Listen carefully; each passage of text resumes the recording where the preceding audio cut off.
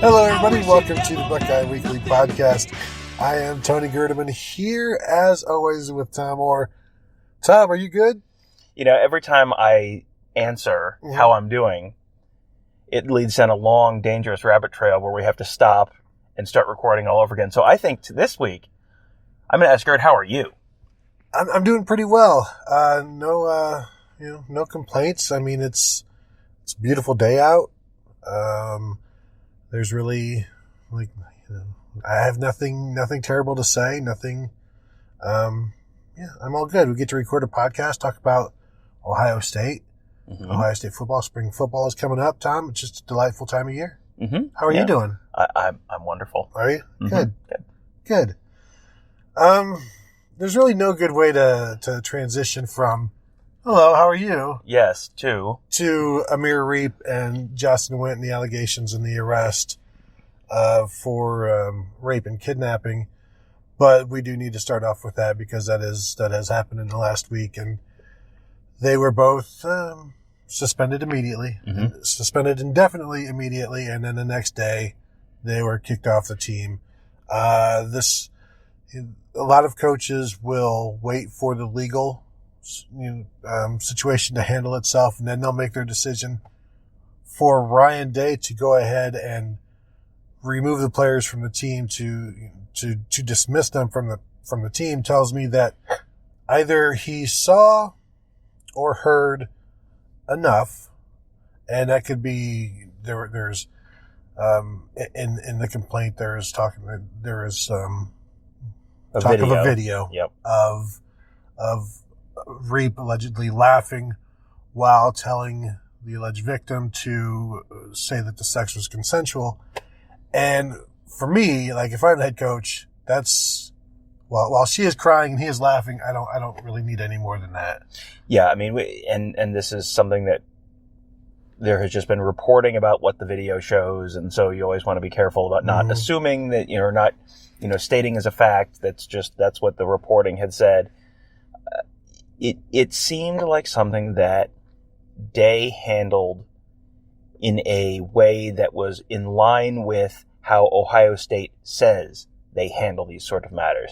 That is treat women with respect is a core tenet of the program, to the point that it's on the wall in the building. And, suspending them immediately, indefinitely is something you do when you're taking it very seriously. That is not, we're going to make them run some laps and then we'll sort of see. Like, no, and this is a time of year when a lot of stuff is going on. You're going into spring football. This is a time of year when it means something to be suspended indefinitely. So that in all by itself was, okay, they're taking this pretty seriously.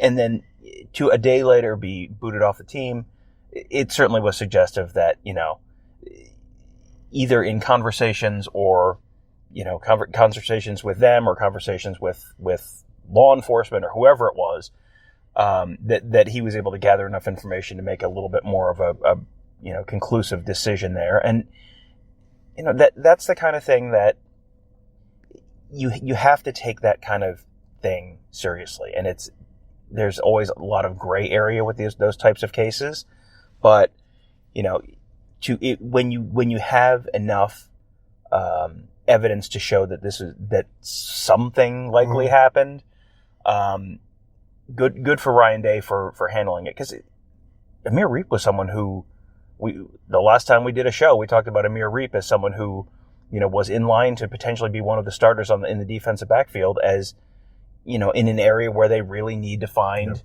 a starter. So this was not like, I kicked a couple walk-ons off the team, it doesn't matter. This is Ryan Day kind of walking the walk after talking the talk. And you think Ryan Day, last couple of years, last year and a half or so with Ohio State, there's been the whole he said, she said thing with the Zach Smith situation, and you probably I'm sure he just wants to we're not even doing that. We're moving on. We're going to punish the players, and that's it.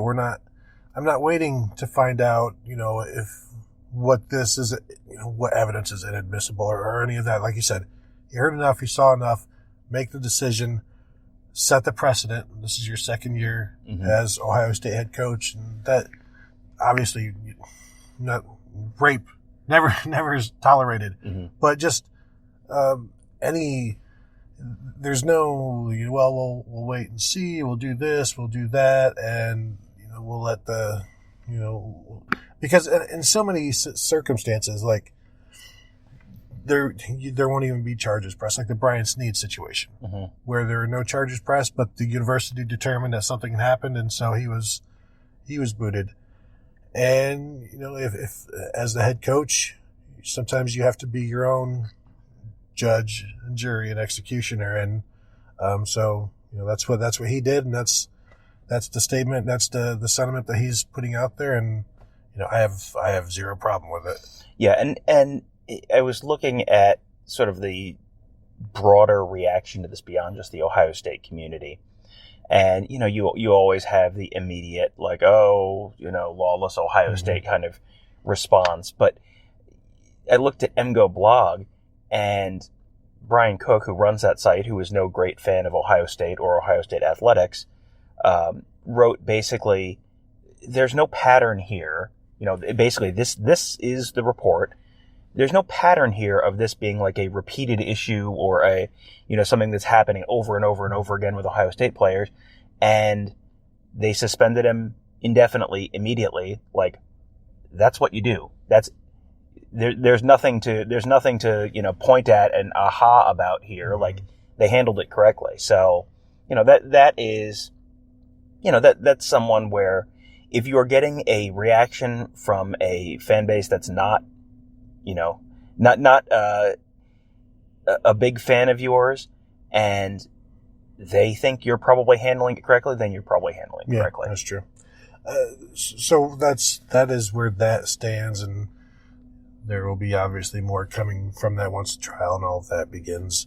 The other big news of the week was Michigan State hiring Mel Tucker, who I think there's a point where maybe halfway through the season last year, I didn't even realize he was at Colorado as head coach. Like, really, Mel Tucker? But then last week I realized, I saw he's only 48 years old. He seems like he'd be, because he's been around Ohio State forever. Right. He was a part of the 2002 coaching staff. So you're thinking like he's been, I figured he'd be closer to 58 than 48. So he's not an old dude. Was he 5-7 career head coaching record? Yeah, one year at Colorado. One of the listener questions we had this week is that an upgrade? Is he an upgrade of Mark D'Antonio?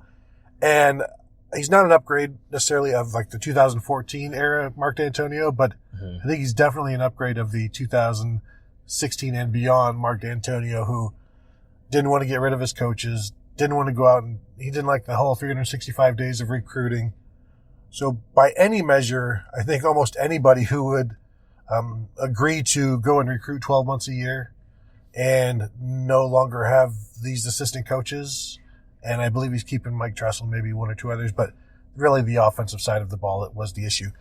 So I think anybody who changes the offense, who decides that recruiting is cool, I think that's an upgrade over Mark D'Antonio, because these last couple of years, I wouldn't even say he's phoned it in, because he doesn't have a phone. Yeah. He has typed it in, maybe, and mailed it in off of a letterhead. Yeah. It's not an upgrade in terms of, well, they have this incredible coach who's automatically going to be great, but it's a huge upgrade in terms of this overall staff there, which is an upgrade. So that's good. I don't think that Tucker was the guy. I mean, clearly was not the guy who they sought to brought in. He was not the number one choice there. He was probably not the number two choice there. And was, there are a whole lot of questions with him. Because Colorado was fine last year, but it was his first year, and that's a program with very limited resources. It's got a decent recruiting base, but it just, they don't have a ton of money there, and that's been an issue there a long time. He's fine. I think there's some ways where, having an African-American head coach, that's something that I think he and Lovie Smith and Mike Loxley, right, are the three in the Big Ten. I'm not missing anyone, I think. That can be an advantage in recruiting in some ways. He's someone who could turn out to be a good head coach. We just don't know yet. Yeah.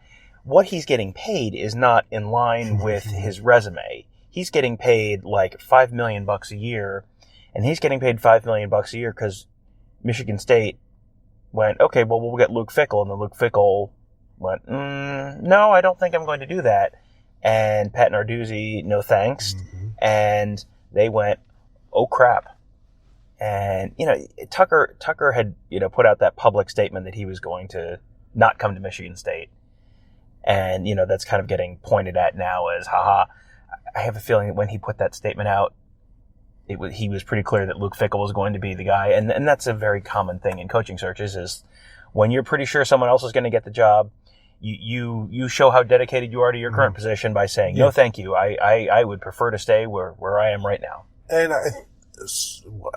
half of the coaches who have ever made changes have made those commitments where, Thad Matta did it before he took the Ohio State job. I think maybe even Chris Holtmann did it, but you, maybe at one point you don't think you are going to go, and then they come back to you, and I think maybe you should hold off on saying anything until the negotiation is all done. Like Luke Fickell, at least he went radio silent and didn't say anything, but when you come out and say that, I'm staying, and then you leave, I don't get huge. That happens every year, so I don't get hung up on it too much. And then when people compare what the coach's ability to move around compared to players, it's like, well, if we're going to compare that, then what about all of these kids decommitting? It's just a decommitment, no big deal. You move on, they get somebody else. Colorado will find somebody else, possibly even Brett Bielema, who I think would be a disaster out there, but. Still in the market. It's less funny because it's Colorado and not Michigan State, but like the whole Eric Bieniemy thing, where obviously he went there. I don't know if he wants to be a college coach, but I see so many people getting angry, like it would be an insult for him to take that job after being bypassed for NFL jobs when they think he should be an NFL head coach. When there is no, it doesn't make you better to be an NFL head coach than a college head coach. You can make the same money.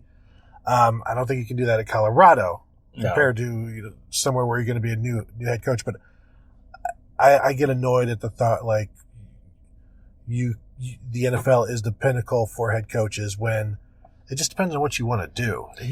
There's a pinnacle of college head coaches. Are you going to tell me that like some of the terrible NFL head coaches are better than Urban Meyer and Nick Saban and some of the best college coaches of all time? I mean, we know Nick Saban could not succeed in the NFL. Nick Saban's probably not the best example of an NFL. But he still won. Yeah. He was still 500. Yeah, and that's it's a different skill set in a lot of ways. Like you saw coaches who were extremely successful in college be able to go to the pros and have no success at all, and you had pro coaches who were successful come back to college and not be successful at all. I mean, it's kind of a different skill set. Urban Meyer is probably not going to be a good pro head coach because he is the recruiter, teacher, motivator kind of guy.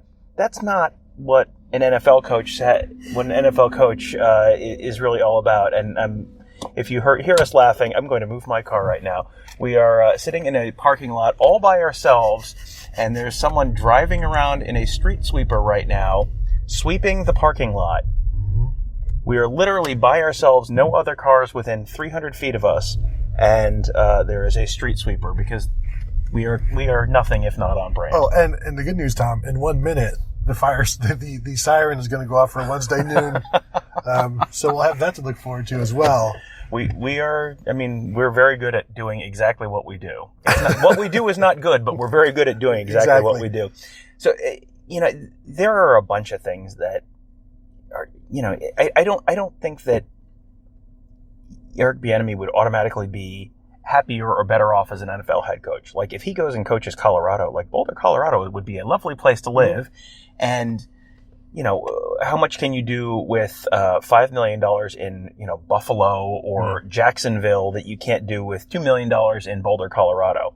The other advantage of coaching in college is there's no chance that you accidentally accept a job as the coach of the Cleveland Browns or the Cincinnati Bengals. So that's something that you really can't overlook in terms of benefits. Yeah, no pulling your finger off of that checker. But, I mean, and you get maybe 5 years at Colorado, you get 3 years in the NFL maybe, depending on how terrible you are. Or how good you are. And, it just depends on what they want to do. For me, it always comes down to, does a coach want to recruit? Mm-hmm. And if he doesn't, then, you do the Mike Vrabel route. So that's that, Tom. We are doing, you hear the siren kicking in? I do. You want to roll the windows down for that one or no? No? No? I was reaching for the button. No, was yes not the right answer there? So this week we're doing a spring preview of the Ohio State offense. Next week it'll be a spring preview of the Ohio State defense, as the street sweeper just leaves his cab and is going up and picking up little bits of junk. This is an awesome play-by-play. At least he didn't park it over here because he's like right in front of us. So he knows we are recording right now because you have the podcasting siren on top of the car. Is that correct? Mm-hmm. Yes. Okay. Yes. Currently podcasting. So this week it'll be offensive. Basically, we're just going to do it via listener questions as Tom tries to move a little bit further from the street sweeper. And so we've got a bunch, and like I said, next week will be defense, and then the week after that, we're into the first week of spring ball, and maybe by that next podcast, not the next one, the one after that, we will have seen perhaps a practice. Mm-hmm. That would be exciting. At least some stretching. We'll let you know how stretching is going, who looks the best at stretching. Tom, you ready to go? I'm ready to go. All right, so this first question is from Chip Minnick. While the jersey number changes were welcome news this offseason, what prompted the rush of info with Chris Olave, Seven Banks, Taraja Mitchell? And if you missed it yesterday, a couple days ago, this week, players were announcing their new number changes. And what prompts it is just this is the time of year when that can happen. You got some housekeeping going on, and this is just one of those things. Okay, now let's talk about number changes. And so Chris Olave is going from 17 to 2. Seven Banks is going from 12 to 7. Oh, really? Finally. You know what? Seven Banks. It should be 7 and a $sign. That's what his jersey should be. Oh man. Yeah. I think the $sign is restricted just to SEC teams on their jerseys, but. And then Taraja Mitchell is going from 7 to 3? Correct. Who was the last linebacker that wore 3 at Ohio State, Tom? Do you know? Did Brandon Sain ever play linebacker? No, he did not. No. In fact, that's a good one. I can't even off the top of my head think of one. Yeah, I thought for sure you were going to have an answer. No, okay. I rarely have an answer. Yeah. No, the reason it all happens is because you have the seniors who have vacated those numbers, so 2 is available for Chris Olave because J.K. Dobbins is off to the NFL. 3 is available for Taraja Mitchell because Damon Arnett is off to the NFL. 7 is available for Seven Banks because Taraja Mitchell is off to number 3. Oh. So that's why those changes all happen. And you're doing it now because you get your new number before spring practice because they're out there practicing with jersey numbers on. So yeah, and it takes a while to sew those on. That's why it's happening right now. Next one from Oscar Sierra Uniform. How is the Hoke Fields battle going? Well, Tom, it's not going anywhere yet. Spring football hasn't started. Mm-hmm. Maybe that's a question you ask in a few weeks, and we'll let you know how that battle is going. For now, they're just lifting weights and playing tug of war. Mm-hmm. Once they start throwing, then, Tom, the battle will begin. Yeah, I mean, literally anyone could be the starting quarterback this year. It could be Justin Fields. It could be, what was the name of that kid who transferred from Georgia? Fields. It could be the guy who came back from last year. Yeah, the starter from last year. He could be the starter again this year. That's usually a pretty good bet. The previous year starter if he's coming back. So, Tom, I expect Justin Fields in 2020 to throw for about 6,000 yards and rush for about 1,600 yards. I'm going to take the under on those.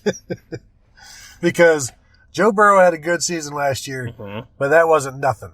Mm-hmm. All right? Throwing for like 5,600 yards, whatever. Justin Fields goes to 6,000. And the reason he rushes for 1,600 yards is because there's no running backs on the team. There's nothing there. So I'm expecting a big year. He will be, by the end of the season, wearing 4 knee braces. Just all from his crotch to his ankle of braces. I was going to say, boy, that would be the sign of a really good season. But if he's wearing a crotch brace, I'm not sure. I'm not sure that's correct. The real battle to watch will be, Jack Miller and C.J. Stroud, and I don't expect either of them to surpass Gunnar Hoke at this point in the spring because they're still learning. Jack Miller talked about goes to bed at 8 o'clock at night, and when he's in bed, he studies the playbook for a couple of hours, which, Tom, pretty sad existence. I was going to say that's exactly what I did my freshman year of college. Is that not normal? Is that unusual? That's going to be, I think, one of the more interesting things. Like, that's going to be one of the things that gets the most attention, at least this spring. And very clearly, I think Gunnar Hoke goes into the spring as the number 2 quarterback. Mm-hmm. It's going to be real interesting to see. I don't expect anyone to necessarily pass him at the end of the spring. I think he probably goes into fall camp as the number 2 quarterback. But it'll be real interesting to see. If someone passes him this spring, if someone passes Hoke this spring, that tells you an awful lot about who the next starting quarterback for Ohio State is. After I think Fields you've leaves. got a prodigy on your hands. Yeah. If a true freshman quarterback comes in, and even, Gunnar Hoke has only been here, 9 months-ish? Yes, about 9 months. He got here last summer. So it's not like he's been super studied on this, but he has definitely more experience than either of these 2 freshmen. And if one of them comes in and just innately almost, because there's only been so much studying, takes the job, moves past him, or even moving equal with him, I think would be a huge statement. I'm not expecting that though. I'm working on an answer to your jersey number question, and going through the alternate jersey listing on the Ohio State media guide on my phone right now, and I don't see anyone who stands out as a linebacker. I don't know who David Budd was in 1976 to 1977, but all the names I recognize: Damon Arnett, Greg Beatty, Bam Childress, Andy Groom, Ira Guilford, Jamario O'Neal, David Mitchell, Jamario O'Neal, Stephen Moore, Brett Powers, Brandon Sane. David Mitchell would be the closest because he was like a 6'3" safety. Yeah, Jim Sensabaugh. No, that's Brandon Mitchell. Demetrius Stanley, Michael Thomas, Damon Webb. Yeah, I think that's all. Interesting. I wonder what that number means to him, and if he knows that he is the first now. Linebacker, possibly. The first through an extremely incomplete list of jersey numbers, yes. It's pretty much all I need. That's all the facts I need, sir. What were we talking about? Sorry, I got us completely... We were talking about the quarterbacks, and now I think we're ready to for move the next one. Okay. To the running backs. Crowley and Chambers both look good in limited 2019 action. How long will Crowley's injury keep him out? That's from @vango_0. Marcus Crowley tore his ACL in...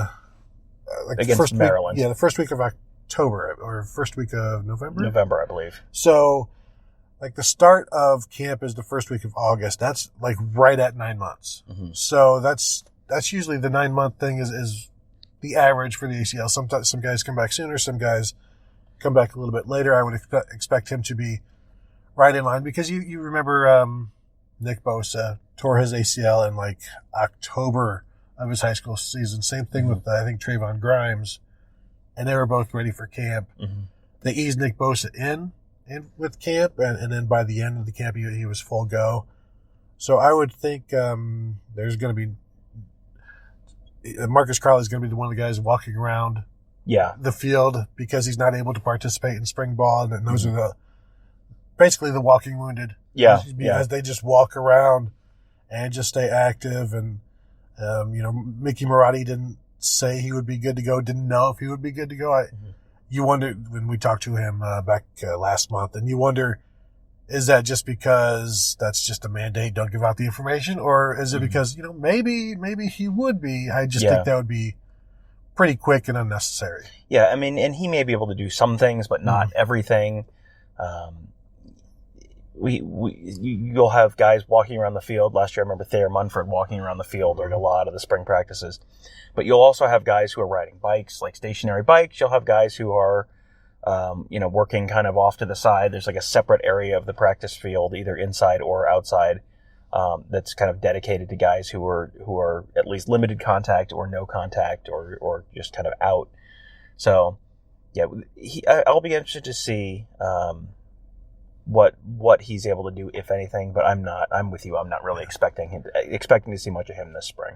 And that's unfortunate because he was playing really well in his limited opportunities. But as Van Gogh says here, so was Steele Chambers, and Steele Chambers is going to should be. I mean, we don't know of any injuries with him. Right? Yeah, he should be good to go. He'll as be far right as we there know. with Master Teague and Demario McCall, and I guess it's just those three this spring, then, right? Mayan Williams, is he here this spring? He wasn't. Oh, he's not here. No, he's not so here yet. No. It's just those three, which leads us into the question from longtime Buckeyes fan: is depth at running back a concern?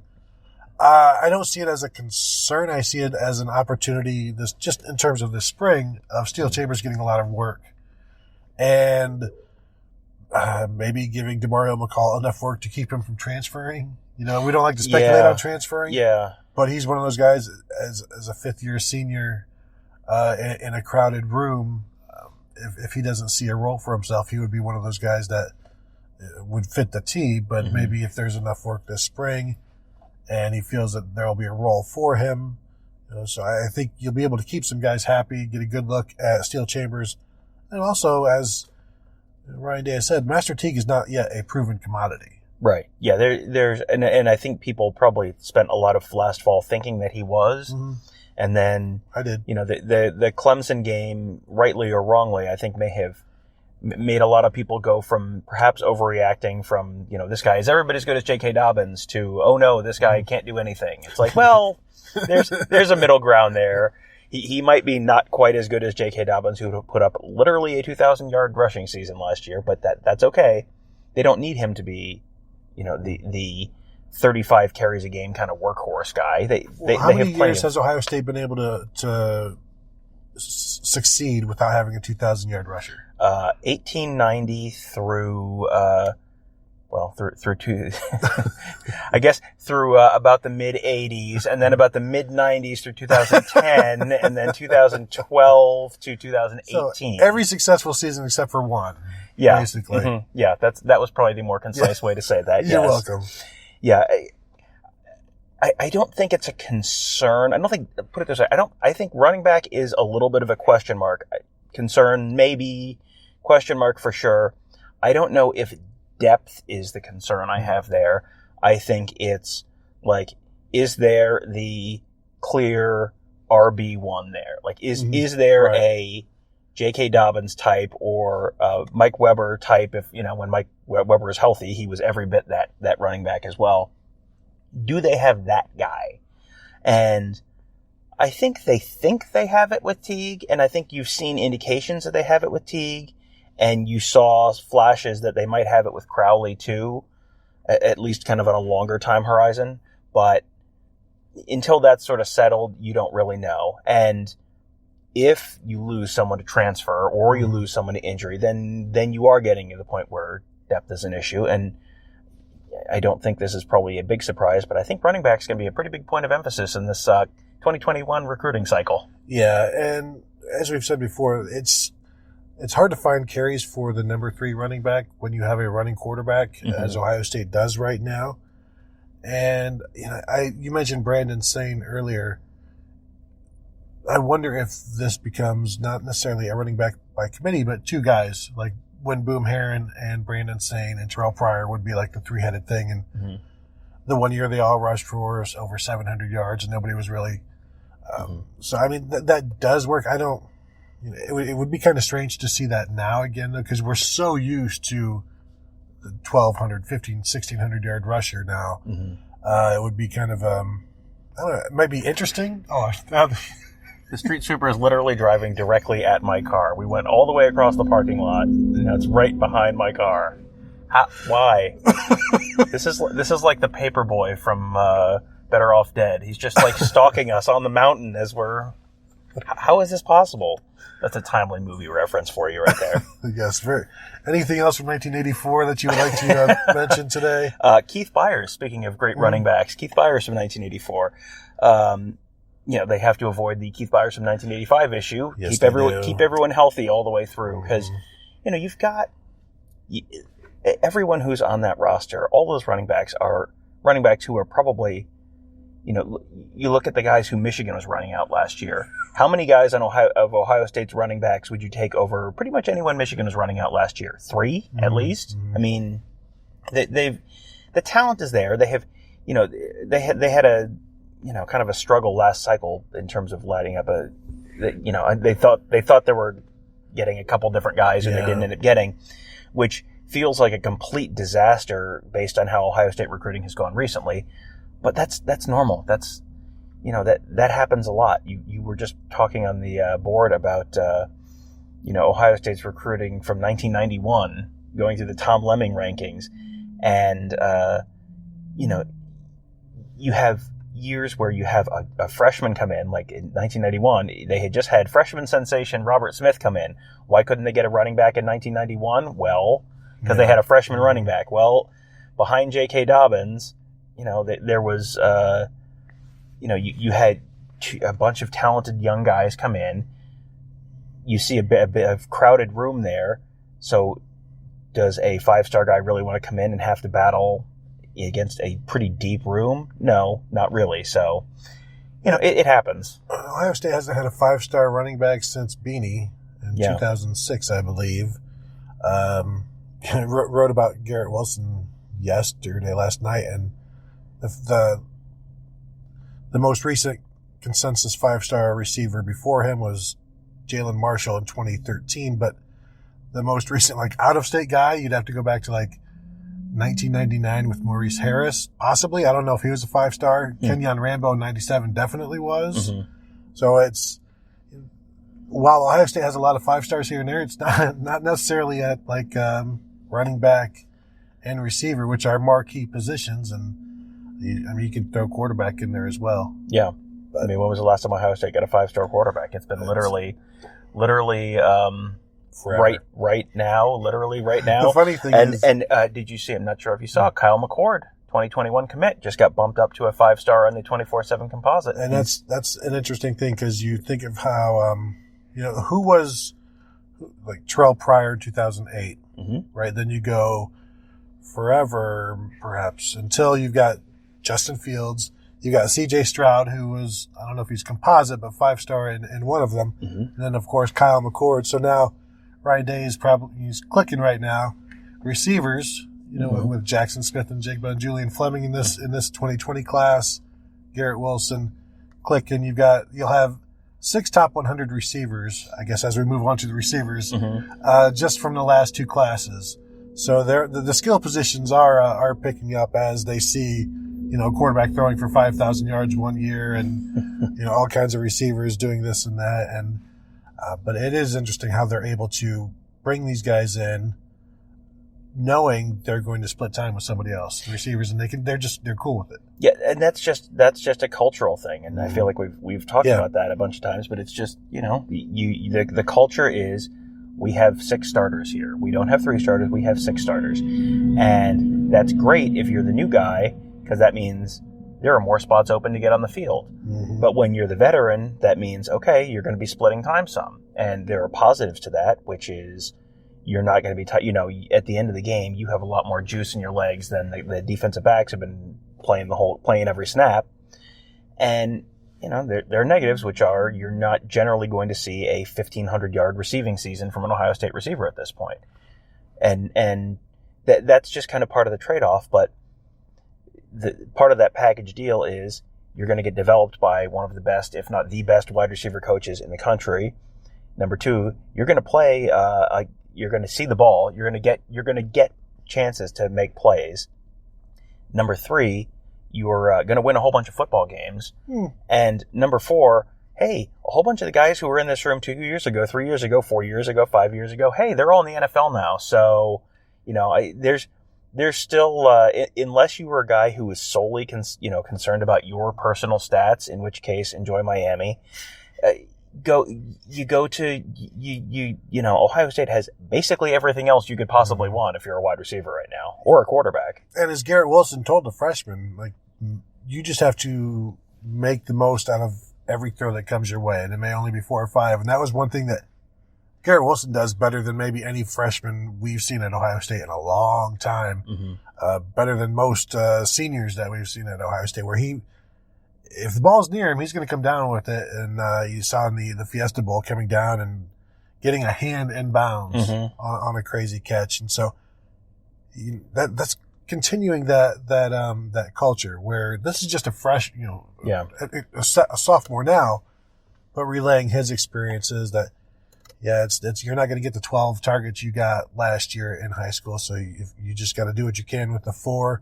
And you saw where, Terry McLaurin could go 2 weeks without a catch, his redshirt junior year. And, they would just keep on, fighting and trying to get open and all of that. And man, it's a credit to Urban Meyer, Ryan Day, Brian Hartline, Zach Smith as well for what they've did. And Tom, don't give me that look. But it's a credit to all involved that they helped build this and that players come in. Like G. Scott said a couple weeks ago, stats was never really a consideration when he was talking about Ohio State. When he was thinking about Ohio State, it was winning, development, and things of that nature. And, the guys where all they want is stats, and if they get that, I don't need that in my program. I don't need that on my team. I don't know what good it does you when they're happy that they got 8 catches for 102 yards, but lost 31-17, and they leave happy, and they leave angry if they only got 2 targets in a win. Right. Yeah. That's the kind of stuff that can be divisive in a locker room, and you'll see that in baseball with the. I'll make another real timely reference. Greg Jeffries, when he came up with the Mets, was 1989 time. Yeah, 88. He first came up, but yes, he was. There are a bunch of stories as the Mets were kind of falling apart in the late 80s, early 90s. There were a bunch of stories about how they would lose, but he'd be 3 for 5, and so he'd come into the locker room in a good mood, or they would win, but he'd go 0 for 4 and be breaking bats in the locker room and. That kind of thing can be real divisive because you got to all be pulling the same direction. And if the goal is not the team wins and however I can help the team win, I'm going to do it. And if the team wins, I'm happy.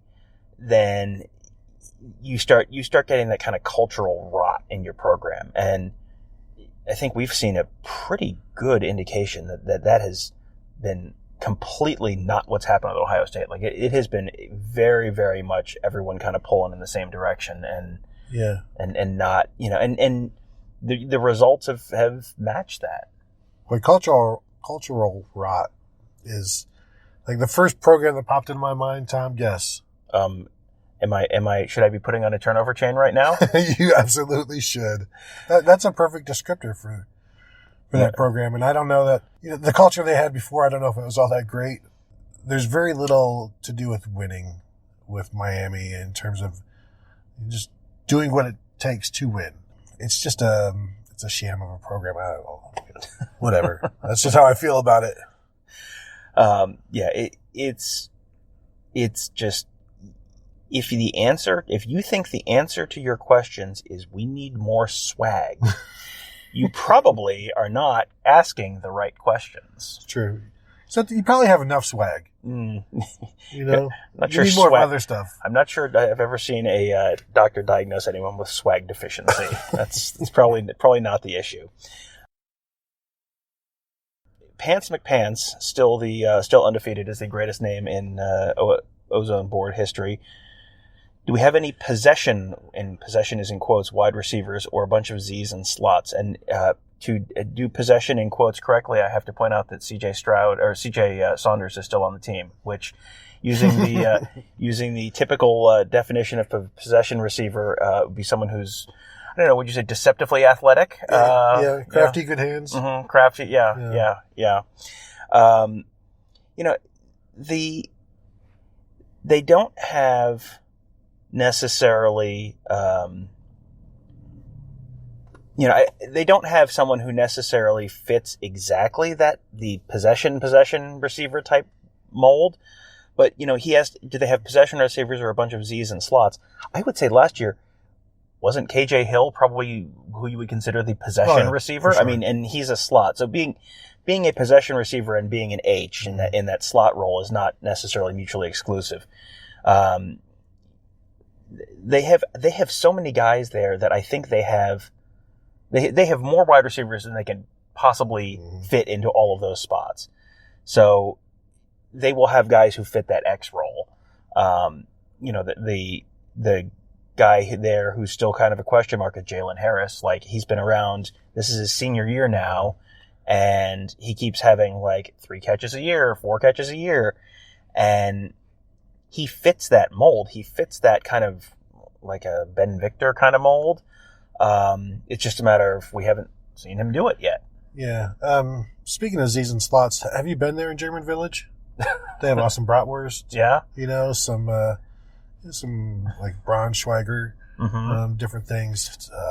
It's kind of expensive, but it's nice. Very, very culturally accurate. Authentic. Yeah. Yes. Good. So check it out. I think the whole possession receiver thing, the possession receiver, as you said, in Ohio State's offense can be the slot. It was Michael Thomas at times moving the chains. There were times Garrett Wilson was the guy on the sideline, moving the chain. So I think the best thing you can have is a possession receiver who can do something after the catch. Yeah. And I see Jackson Smith-Njigba as one of those guys who's going to be in the slot, can do something after the catch. I don't know if Mookie Cooper is necessarily that guy that you're looking for to move the chains, because, how many of his passes are going to be behind the line of scrimmage, but I think KJ Hill is definitely that guy last year, and I could see the guy, can it be Jackson Smith-Njigba as a freshman? I think that's asking maybe too much. Yeah. Garrett Wilson as a 6-foot X, we never even considered that a year ago, but he did it, and Terry McLaurin did it, at the end of his career as well. So when for me, like, possession receiver is generally the X, the big guy, but this isn't a typical wide receiver core that Ohio State has. In 2 years, G. Scott, that's the guy I would point to here. But right now, they've just got a bunch of different guys who can move the chains, can be that guy, but they might also be able to spin out of that tackle. Like David Boston was a very good possession receiver who could then make something happen on the sidelines. So I don't think possession receiver it doesn't have to mean you just get tackled after the catch. Well, and the roles are not super rigid. Like we have sort of the prototypical guy from this position, and Jalen Harris is the prototypical X because he's 6'5" and can go up and catch a jump ball, or you throw a fade to him. Like that's what you sort of prototypically think of as an X. Austin Mack was an X until he was a Z. And the X is the tall guy who's kind of the possession guy, and the Z is the deep burner who's the Devin Smith role. And Austin Mack went from X to Z just because, they, hey, we need someone else to play Z in addition to Chris Olave. So, and Austin Mack obviously was not the prototypical Z receiver, but he had a nice season in 2019. So they're willing to be a little more flexible with who goes where, and just kind of, I think if they find the best 6 receivers, I think that's going to be the biggest thing, is find the best 6 receivers and then figure out which of the 3 spots they fit best in. It's not going to be, who are the 2 best X's? It's going to be, who are the 2 best X's of the 6 guys who we have decided are going to be the starters this year. We had who was the go-to guy on 3rd and 8? Who is, in your opinion, the best option for a seam route between the hashes? That's from @Suncard19. Who are you throwing to on 3rd and 8? KJ Hill still on the team? No. Well, because what they'll say is, it's also about the matchup, and the design of. But you're calling the design to feature a particular receiver. You know? So, like, for me, it's probably Garrett Wilson because he's going to go run 12 yards and come back or whatever. And Chris Olave may be running something deeper, like a 25-yard post or something. I don't necessarily need that. I'll do that on 1st down or 2nd down. 3rd and 8, I'm going to Garrett Wilson. Yeah, third and 8, probably Garrett Wilson, but running a seam route, you've seen Chris Olave go up the seam. I mean, that's Chris Olave is going to be the answer for an awful lot of questions this year for Ohio State. He is the best seam post route runner since Chad Cascio. And I'm not entirely joking because the dude was devastating doing that. And does that mean that you think Chris Olave has a future in dentistry? Chad Cascio, if you don't know, is now a dentist in Upper Arlington. From Smartwater, Jalen Gill, Smith, Mookie, Saunders, anyone else is pretty intriguing. I mean, just as a slot. I mean, we're talking Jackson about Smith and Jigba, Mookie Cooper, C.J. Saunders. Yeah, it's intriguing. All four of those guys are intriguing in their own ways. It's a matter of finding the guy who will fit that role. And what does the H look like this year? Because the H, as with KJ Hill, was very different than some of the other H's in the past. That has gone from, quote unquote, the Percy Harvin role to, KJ Hill is not Percy Harvin in any way. Just the last 2 years, Paris Campbell and KJ Hill were very much not the same player. They're polar opposites playing the same position. Yeah. So what does that role look like? What does that role, how does that fit into the offense this year, and how much does it fit? Because you've got the tight ends, and we'll get to the tight ends next, but how often do they go to two tight ends and not put the H on the field at all? There's, that's one of the really interesting things for me to look at in the offense this year is what does the H look like, and how much of a role does it really play in the offense this year? When we go back to last year, we even had a podcast the title was about Garrett Wilson and Jalen Gill. Mm-hmm. And it was because those two were making plays in spring. And then to see that that didn't come to fruition for Jalen Gill last season. So I still want to see more of him. I expect him to play well again, unless maybe he's kind of in his own thoughts right now, or questioning what happened last year. Even though he had the strong touchdown against Rutgers, but even if he's looks great in the spring, it's still but he did last year too, right? So there's still going to be some question there. But I fully expect him to look good, and then in terms of what the H will be, I think we're going to see kind of what we saw in 2018 with Paris Campbell and KJ Hill, where sometimes they're running it, be it Jalen Gill or Mookie Cooper, and other times they'll be throwing it if C.J. Saunders is still around, or Jackson Smith and Jigba, who I think is going to be in that top six with, I think him and what they have with Cooper and Jalen Gill, there's some definitely different skill sets in there. You can do something with each of those guys. Last year, as Ryan Day said a few weeks ago, they just didn't have a second H that they were comfortable with. That's why, they were going to play more two tight end sets. They ended up playing more than they would have because there wasn't a second H to get out there. And sometimes you have to give KJ Hill a rest because he played more reps than any other receiver because there was no other H that they could trust. This year, KJ's gone. So you got to figure something else out. And, that starts in the spring. And that's going to be one of my favorite things to watch, is just to see, how quickly Jackson Smith and Jigba, shows up.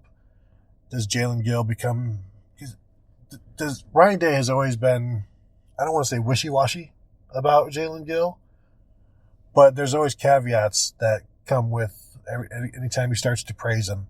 And still needs to do this, and he's doing that. But if the coaches are more outspoken about Jalen Gill, I think that would be a huge sign for what to expect, as opposed to he just needs to keep working, which he does. But if they're just more outspoken on what these guys are doing, especially a guy like Gill, then I think that's going to be a very good sign. Yeah, I don't know that I would come out of... I don't know that there's anything that could happen this spring. I mean, outside of Ryan Day talking about him the way he talked about J.K. Dobbins last year.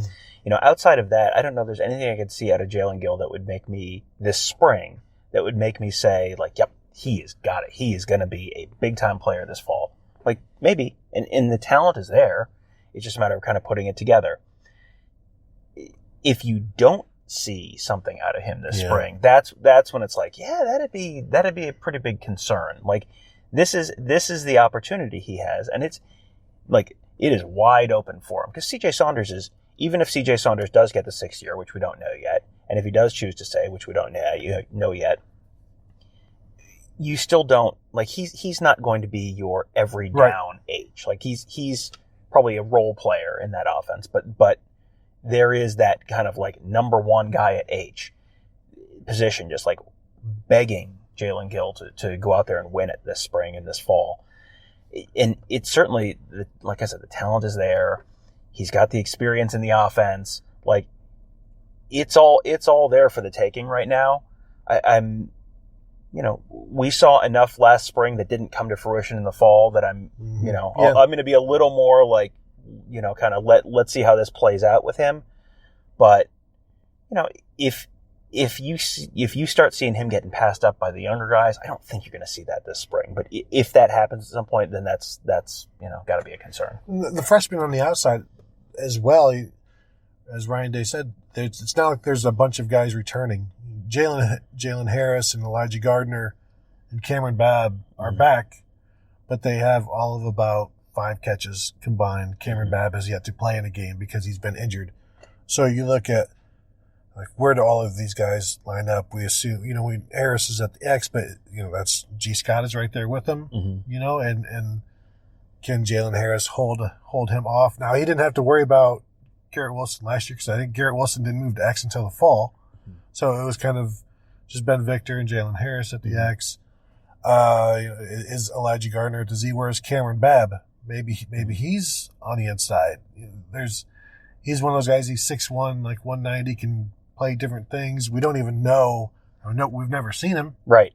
So that's another guy. Like, where is he lining up? And you hope, if you go back and watch his highlights, they're spectacular. And you hope obviously that he is still that kind of player because there's a role for him in this offense and any offense if he is that kind of player. But then you've got Julian Fleming, who I'm going to say Z, and as I said, G. Scott at the X, and it's Chris Olave at the Z, and who else? Yeah, I mean, there's definitely an opportunity for Julian Fleming to get in there. Elijah Gardner, this is a huge. Yeah, this is a make or break spring for Elijah Gardner. Like, if it doesn't happen now, you've got, the talent level in that wide receiver room is just going up, up, up, up, up. So if you can't get on the field this spring, you're probably just not going to get on the field if you're 3-4 years into your career. So, and Elijah Gardner is a redshirt junior and Jalen Harris is a senior. So, they both are kind of coming. It's getting late pretty early for them if it doesn't. And Harris does have a redshirt year available to him still, which is surprising. Yep. So next one from at let's_go_Bucks. Is this the year of the tight end? Kidding. Which is more likely? Fields and Teague combined for 2,000 plus yards rushing, or Ruckert catches 25 passes. And yes, of course, it's the year of the tight end. It's always the year of the tight end. Yeah, especially in the spring. Oh yeah, for sure. This is when we see the tight end, constantly. I am going with Ruckert catches 25 passes. How many did he catch last year? Like, he wasn't that far off from that, was he? Like maybe 15 or so? I don't think so. He had a bunch of, it seems like he caught like 1 to 2 passes every game. Yeah. Like, I would guess, I'm looking it up right now, I would guess he averaged 1.5 catches a game, so I'll say like 18 or 19. Drum roll, please. He had 14. There you go. 14 catches, 142 yards, 4 touchdowns. Like, yeah. When you think about Jeremy Ruckert last year, it's like, oh yeah, he made some really big plays. Mm-hmm. Like, a third of his catches went for touchdowns. Yeah. So yeah, I think 25 passes, I think, is a good target for him. Mm-hmm. And I think he's a guy who could handle more than that and do stuff with it. And you see, when we talk about guys down the seam who are effective, everybody will remember his one-handed catch, the touchdown catch. And when you've got a guy who can do that and can beat linebackers and is trouble for safeties, then you're kind of wasting him if you don't use him.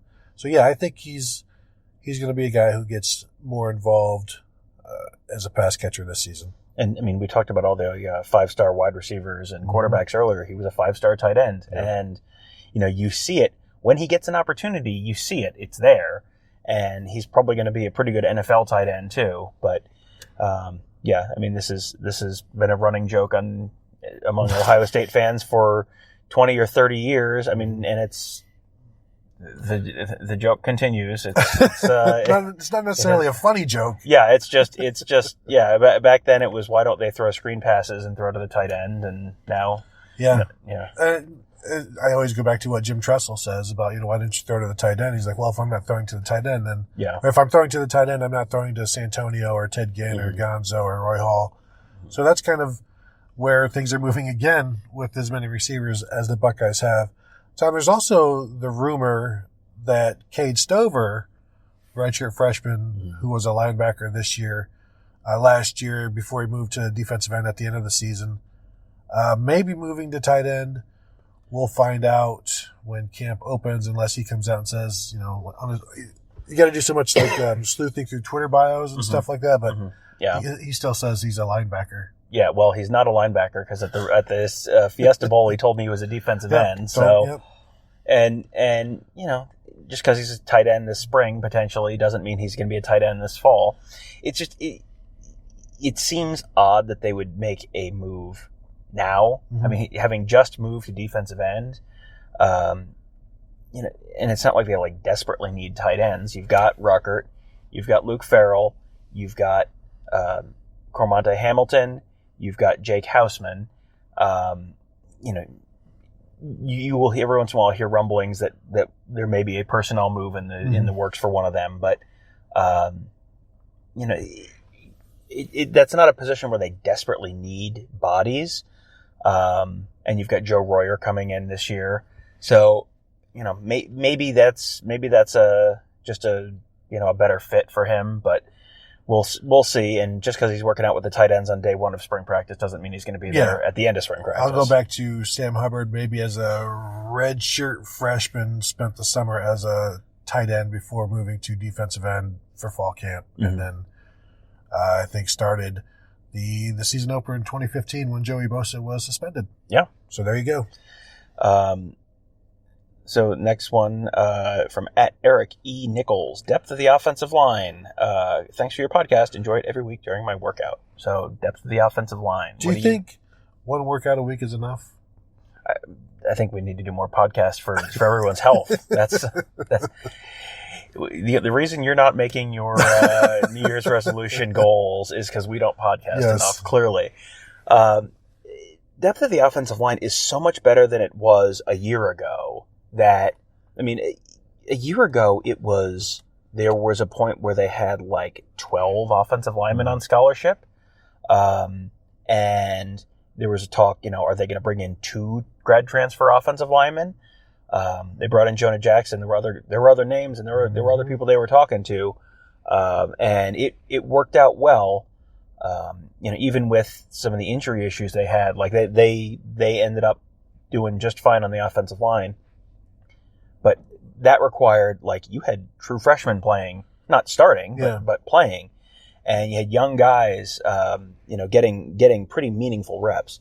Right now, I would say they're probably pretty comfortable with their 2 deep on the offensive line. It's not game ready yet, but I look at that 2 deep and go, they have minimally 10 offensive linemen who by September should be ready to play at least solid level, decent level football. Is Paris Johnson in that 2 deep right now for you? I would by the fall, I think he's probably up there. I mean, you've got Munford and Nick Petit-Frere, who are probably penciled in as the starting tackles DeJuan right Jones. now. DeJuan Jones. You've got Paris Johnson. I mean, you've got Max Ray is the another guy who's it's almost a possibility. I think right now it's between Paris Johnson and Max Ray in terms of that 4th tackle, but you also don't necessarily need 4 tackles. You just need that 3rd one that can go back and forth, like Josh Allaby could. Like Nick Petit-Frere actually had to then last year when Allaby was down, I believe. Yeah. So they went through so many guys, and they were able to.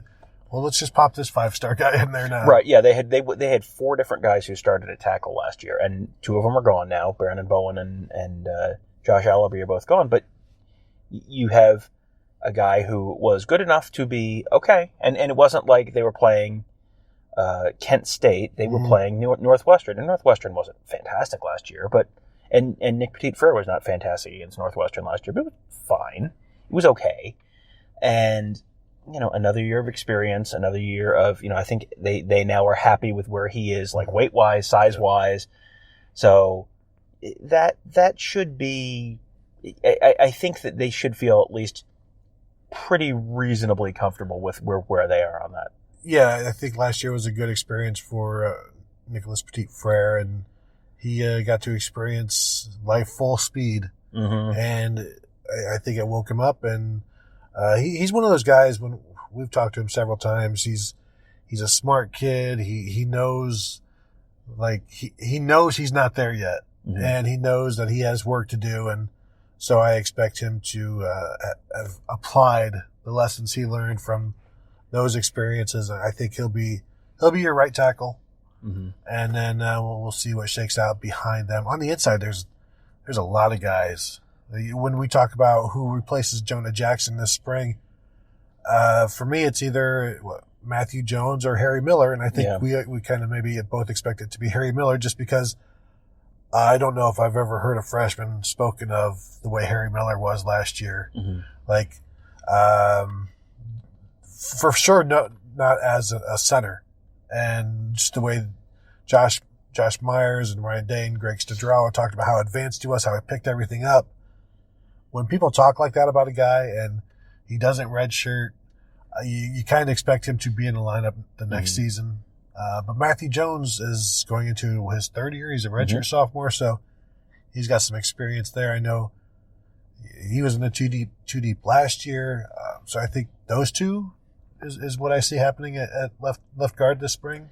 Yeah, I think it's going to be one of those two. I would lean towards Harry Miller because I remember a few different conversations, and it might have been with Stud or it might have just been with one of the other offensive coaches, but where they talked about, where they were with the offensive line, and they kind of ran through the depth guys and we're very happy with how this guy looks and this guy looks and this guy looks. And I remember not hearing Matthew Jones' name and going, like you heard four of the backups' names and not Matthew Jones. So, and we have not gotten to watch any meaningful practice since last summer, basically.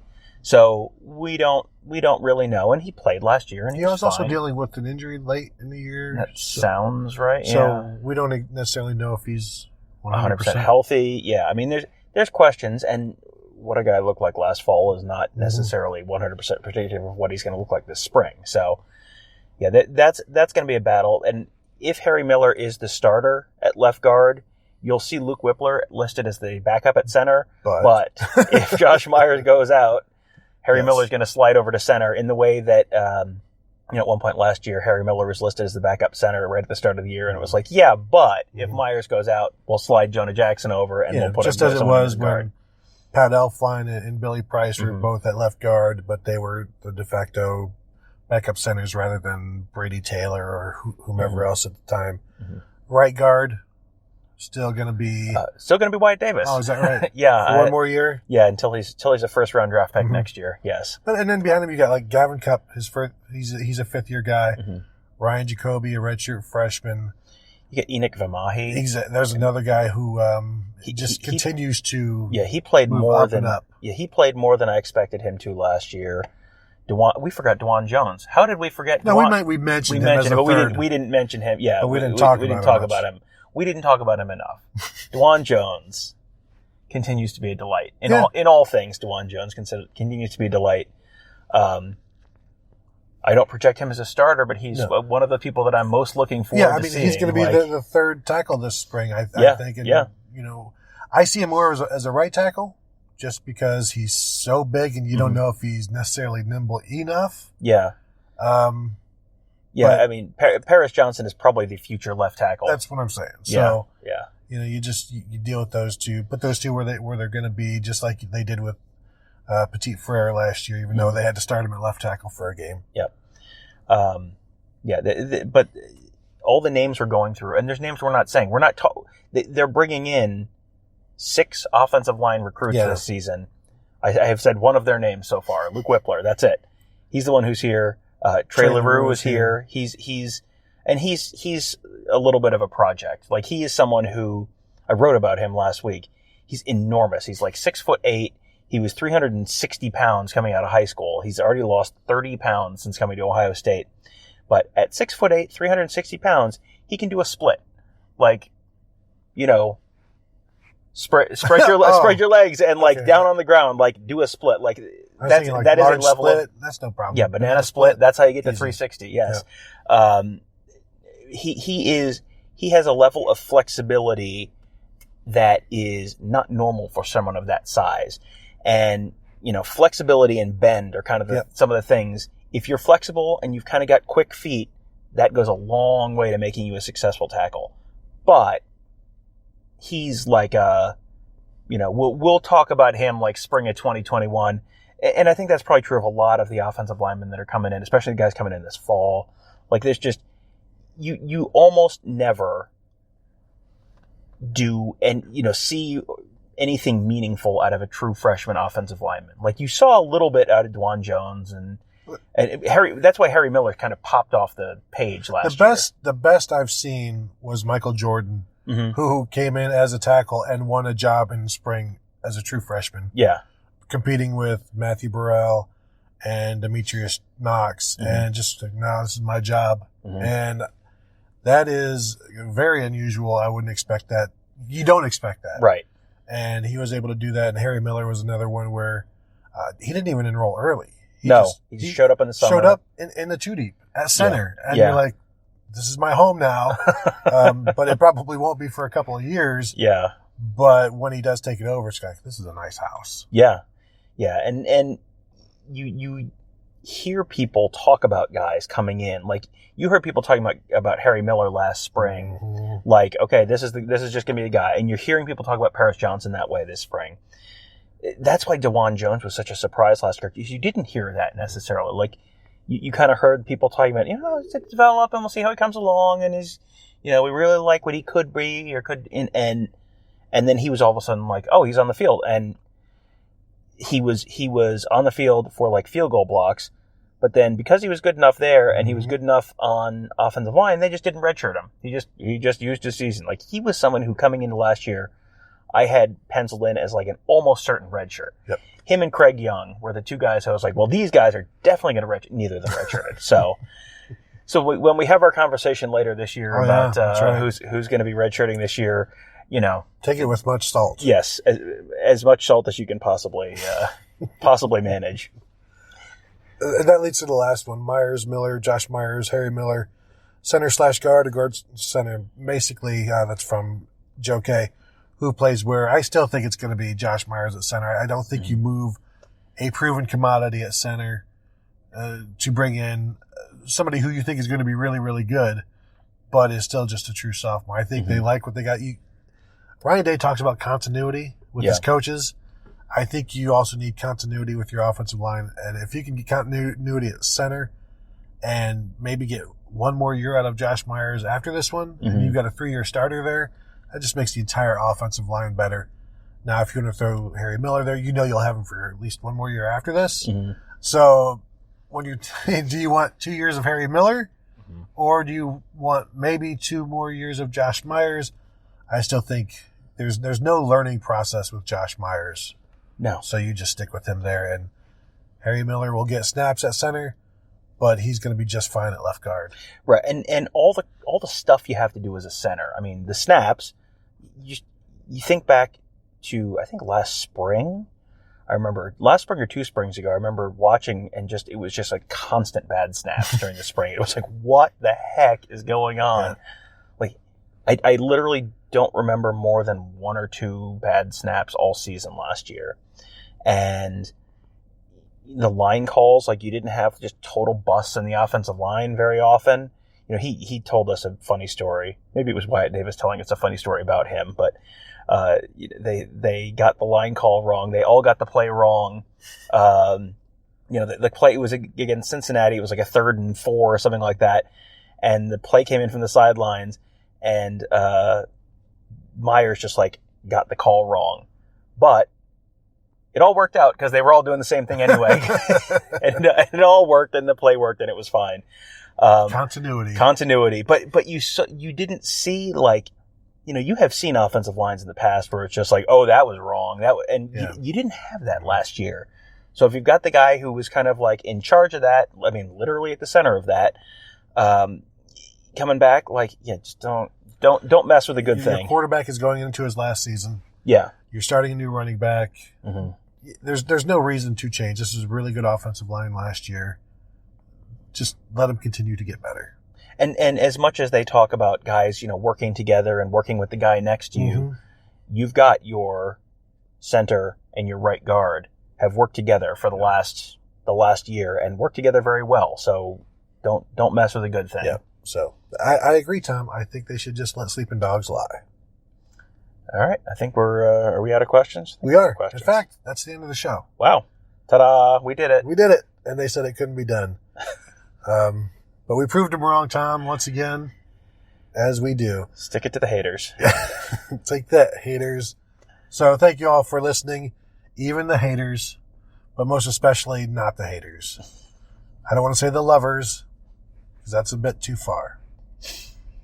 Just the okay. Just the people who think we're fine. Fine to be listening. So thank you all, fine folks. We will talk to you next week. We will be doing the same thing, but defense. So hopefully there will be some questions. If you got some questions, go ahead and email, tweet, respond in the comments once I post this. And then next week we will also be recording a bonus Patreon episode. We have a request from one of our subscribers at the highest Patreon level. If you subscribe at the $25 a month level, you get to make us do things. You just get to say, dance, puppets, dance. Right. And we have to do it. So next week we are doing a dance, puppets, dance show. So we'll have that next week. And if you would like to make us dance, you can go to patreon.com/Buckeye Weekly and subscribe there. If you would like to see us cry sadly as you tell us to do stuff and sob, we will do that. And then the week after that, Tom Springball is here, and we will be talking actual on-field football. So that'll be neat. That will be neat. Can't wait. All right. That'll do it. Thank you all for listening, and we will talk to you next week.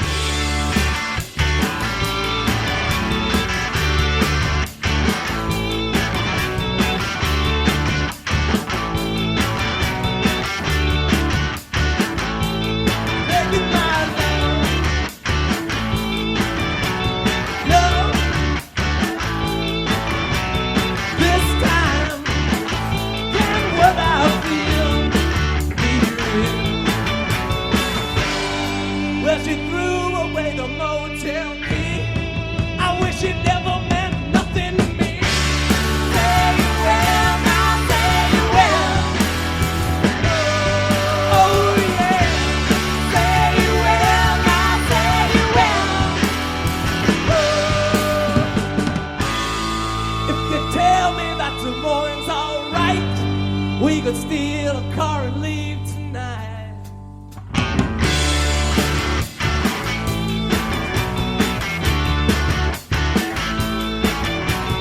Midnight, porch light. I had to see you 'cause I know things just haven't been right. This feeling's getting stronger. Can't take it any longer.